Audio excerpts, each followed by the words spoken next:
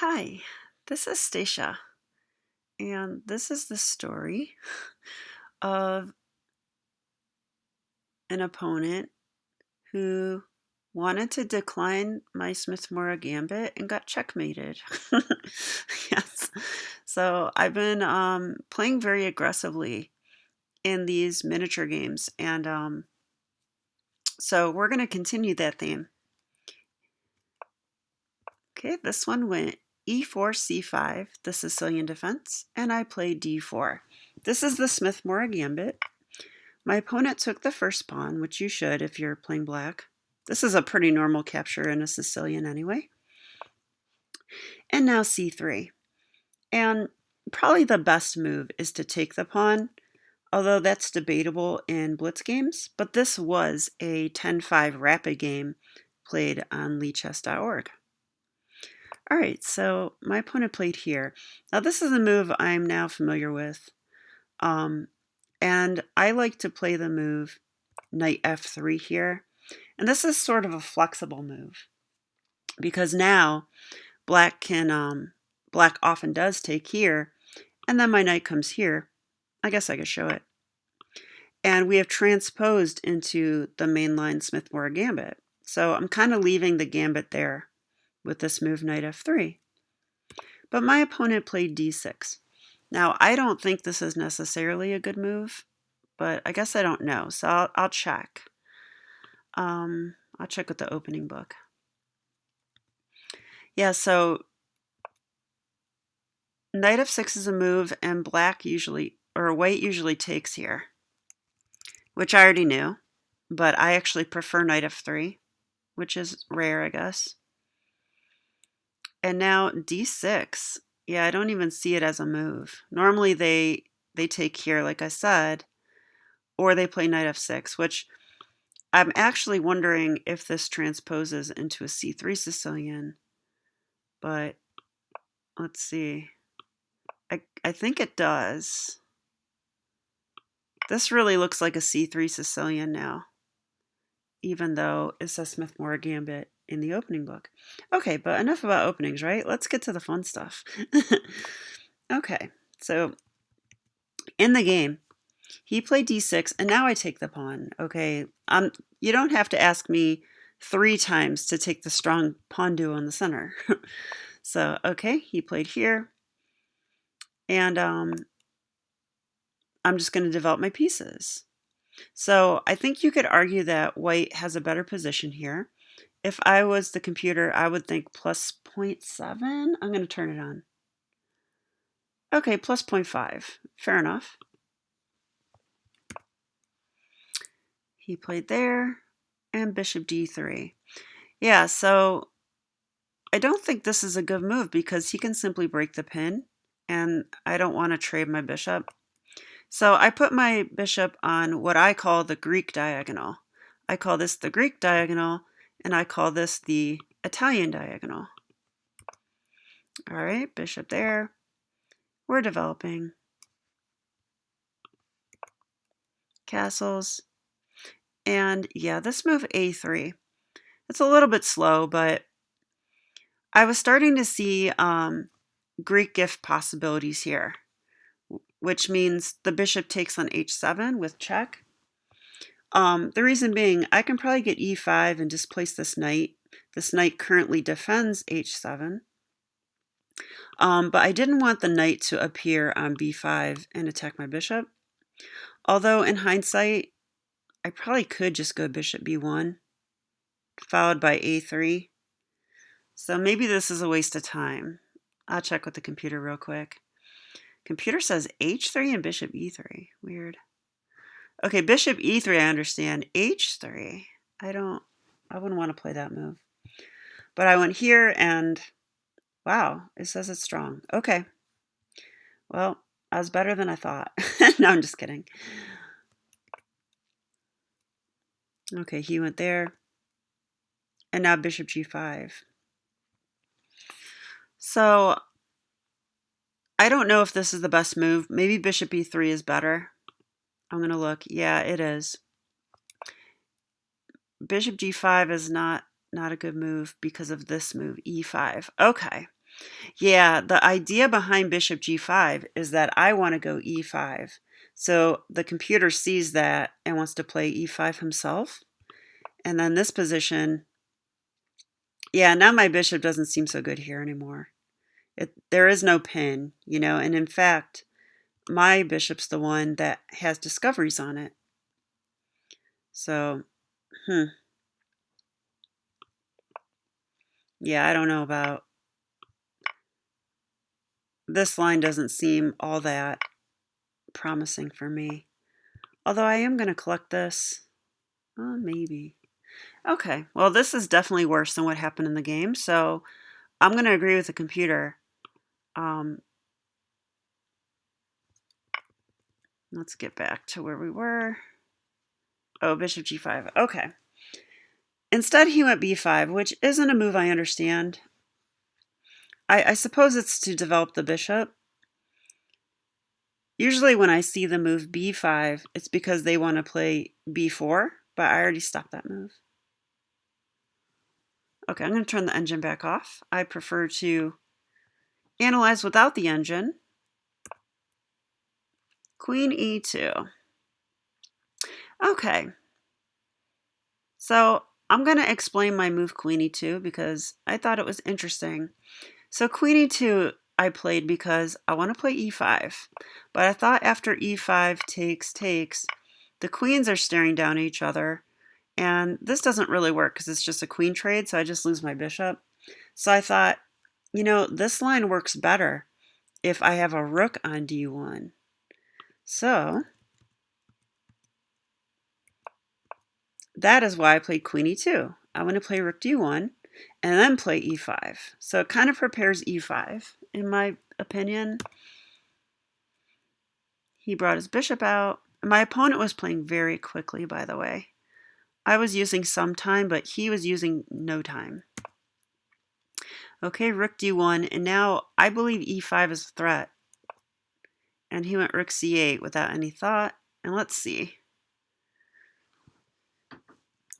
Well, we're going to learn something today because I was wrong. e5 is probably okay. I think white's position is just really good. It says +1. But d5 is the move. Wow. Okay, let's look at this because I didn't consider this move. d5, if pawn takes, we take here. That attacks the knight. The knight can come to a5. And now we're going to switch gears and play on the e file.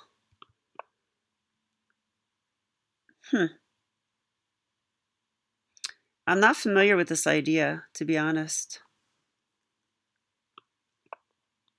The rook has to go off the c file here. Now the queen has to move because the bishop's going to go here. All right, so this is an interesting line, not one that I really considered. Yeah, I would go here. I didn't really consider this line.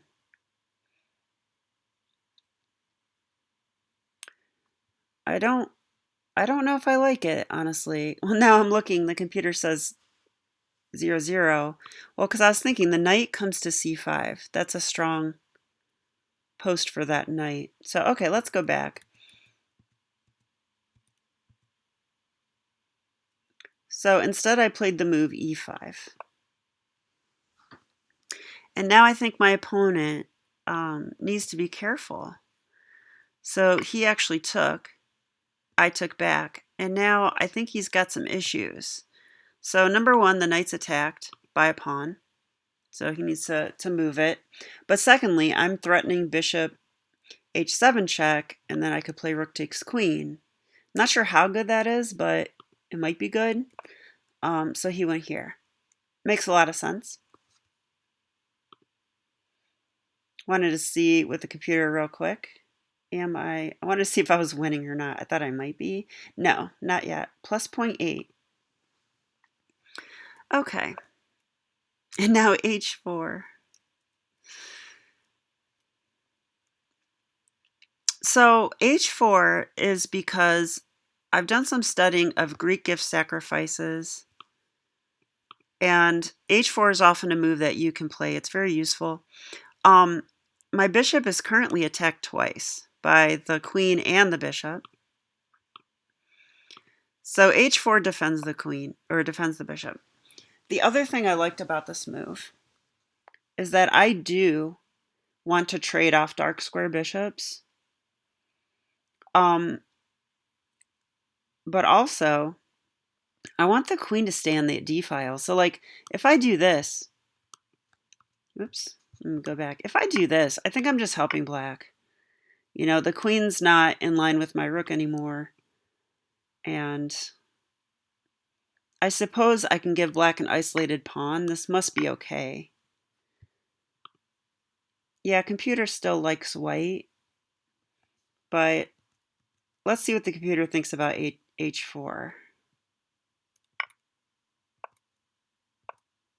Doesn't like it. It likes knight a5 now. Knight a5. And the knight's going to come to b3, it looks like. And there is bishop takes h7 in this line. Huh. Okay, let's look at the computer line just for a second. Here, it likes a4. So undermining the black structure. The knight comes in, attacks the rook. Now it wants this. That's very curious to me. Oh. Oh, look at this little trick. Okay, I didn't know about that. I don't know if I'd see that during the game or not. Maybe. Okay, but I played h4. Let's continue. Engine goes off. Bishop takes. And now I played this. All right, so now we're going to find out, is this sacrifice sound or not?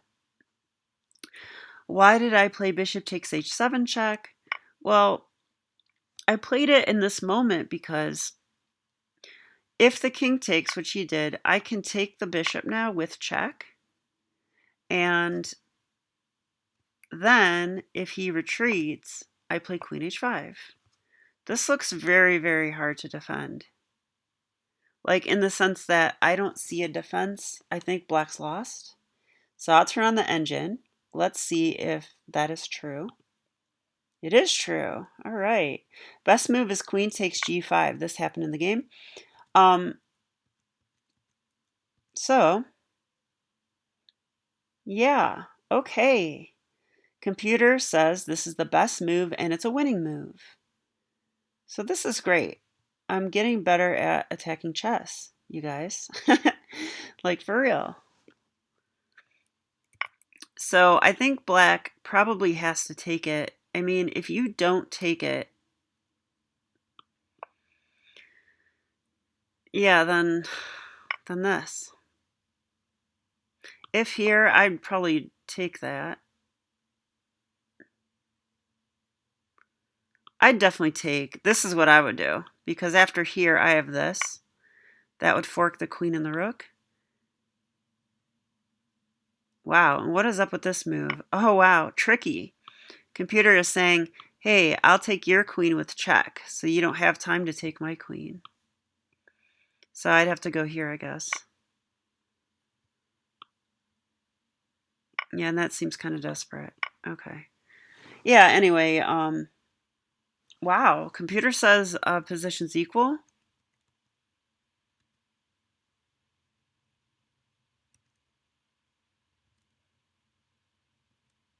So apparently this idea is not quite good enough because of that continuation with knight takes, but then there's this strong intermezzo, knight takes knight. So I missed that too. Always lots to learn, even from your wins. But okay, let's go back.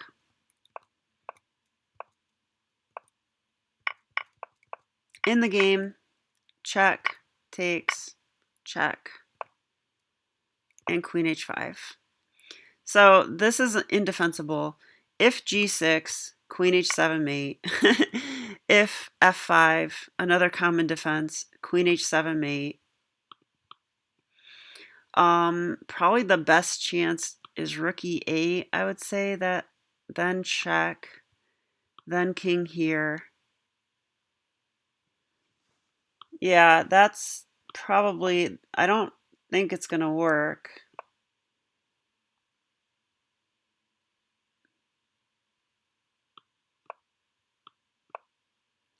Is he getting away? I can take here. Now I'm threatening this one.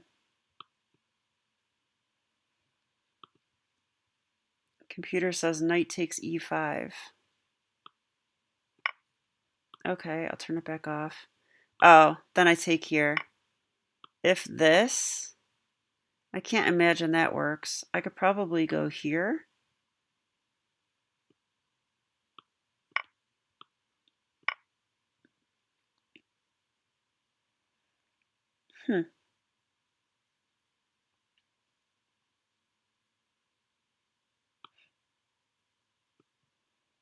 Now I am curious. What about rook takes bishop, queen takes, pawn takes? I can move my knight away, but is that winning? I don't know. Is there a good move here, or is this not good? Oh, this is not good, you guys. So what went wrong? How do we refute that rook move? After this, we have to take. Oh, we take here.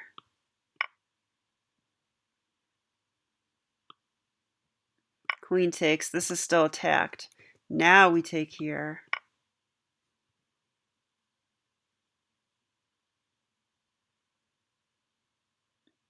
I don't understand that knight move. It's just blocking me from taking the queen, because this is a threat. Yeah, okay. Now I feel good because we got this in. And if this... What a curious move this is.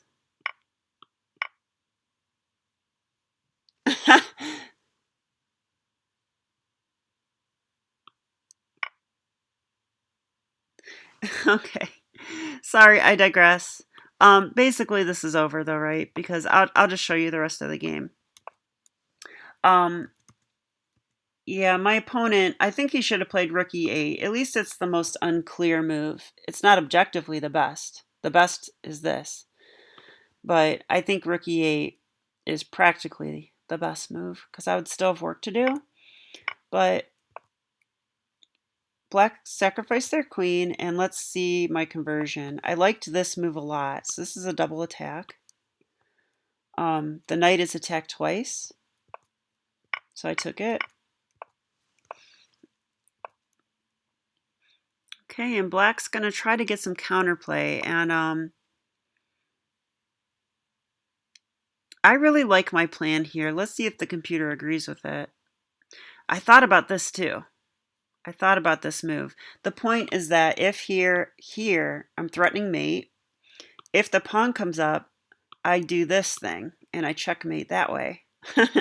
So turns out that is strong. But I played very sensibly.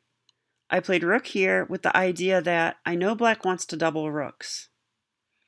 And if he does, I'm going to play knight to e2. And guess what? My rook is defended.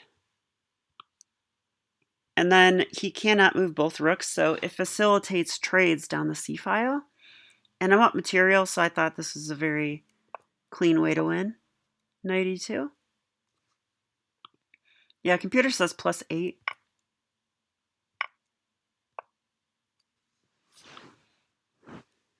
Okay, he goes here. I said, hey, let's attack the bishop. I'll just show you the end now real fast. Attack the bishop again. He moved. Okay, I'm going to create threats. Now this is a weakness. Check.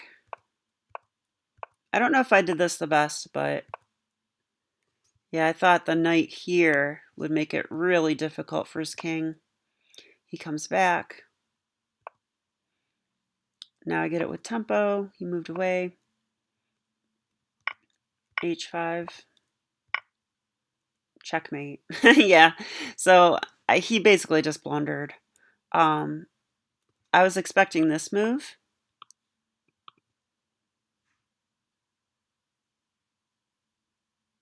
But then, I mean, I think I have check now. Check. this is the only move, and then that is a fork. So that would also be a nice way to end it. Okay, so I hope you enjoyed this video.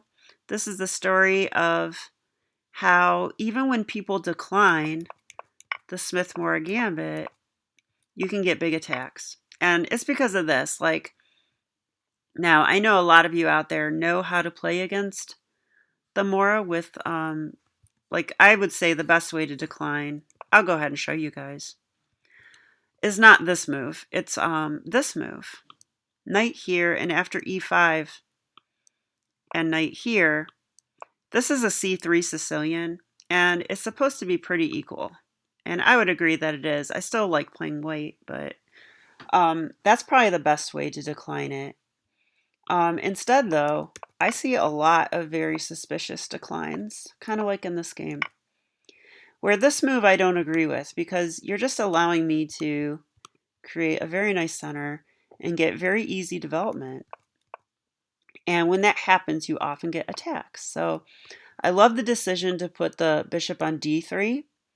I think I will do that in the future as well. Just leaving these possibilities open. Yeah, I don't think I'd play a3 next time, but okay. The queen e2 rook d1 maneuver happens in the Smith-Morra Gambit. I tried it here, and I think it was good, I think. And then, yes, I'm going to actually study this plan more. This is not a plan I really considered. So, okay, I hope you guys enjoyed this analysis and learned something. And rawr, try some attacking in your games. It's pretty fun. Okay, Stacia's out. Thank you for watching. Bye.